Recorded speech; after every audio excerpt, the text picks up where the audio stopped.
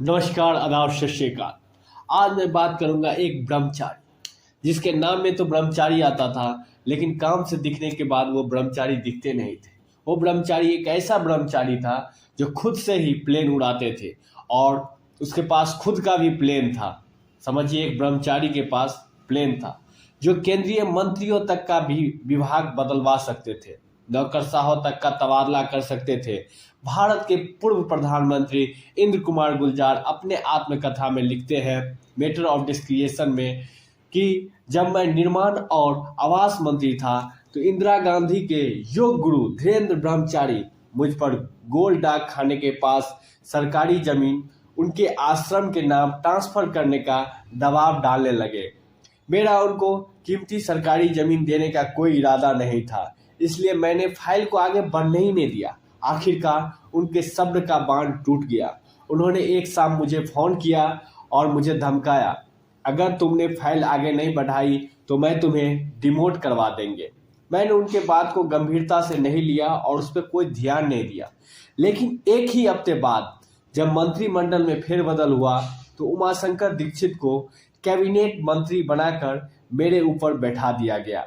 अगले दिन जब मैंने इंदिरा गांधी को सारी कहानी सुनाई कि किस तरह स्वामी ने मुझे धमकाया और जब मैंने बात नहीं मानी तो वो मुझे डिमोट कर दिया, वो चुप रही और उन्होंने इस पर मुझे कोई जवाब नहीं दिया।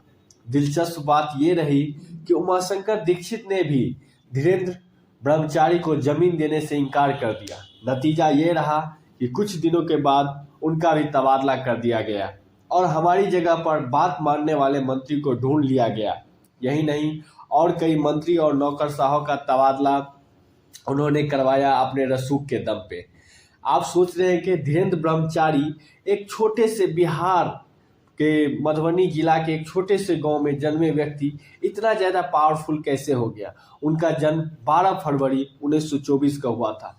मात्र वो 13 साल की उम्र में अपने घर को छोड़ दिया और वाराणसी आ गए और वहाँ पे उन्होंने योग की शिक्षा ली और योग गुरु जो उनको थे वो थे महर्षि कार्तिकेय। 1960 के दशक में उन्हें सोवियत अंतरिक्ष यात्रियों को प्रशिक्षित करने के लिए हठ योग विशेषज्ञ के रूप में यूएसएसआर की यात्रा के लिए आमंत्रित किया गया। वो जवाहरलाल नेहरू के योग गुरु थे और जवाहरलाल नेहरू ने एक बार उन्हें इंदिरा को योग सिखाने के लिए आमंत्रित किया। वो इंदिरा से इससे पहले जम्मू कश्मीर में मिल चुके थे और यहीं से उनका राजनीतिक रसूख बढ़ना शुरू हुआ। धीरे धीरे इंदिरा के वो नज़दीक हो गए। इंदिरा जो है 17 अप्रैल 1958 को लिखा था अपने दोस्त को कि उन्होंने अब योग को गंभीरता से लेना शुरू कर दिया है।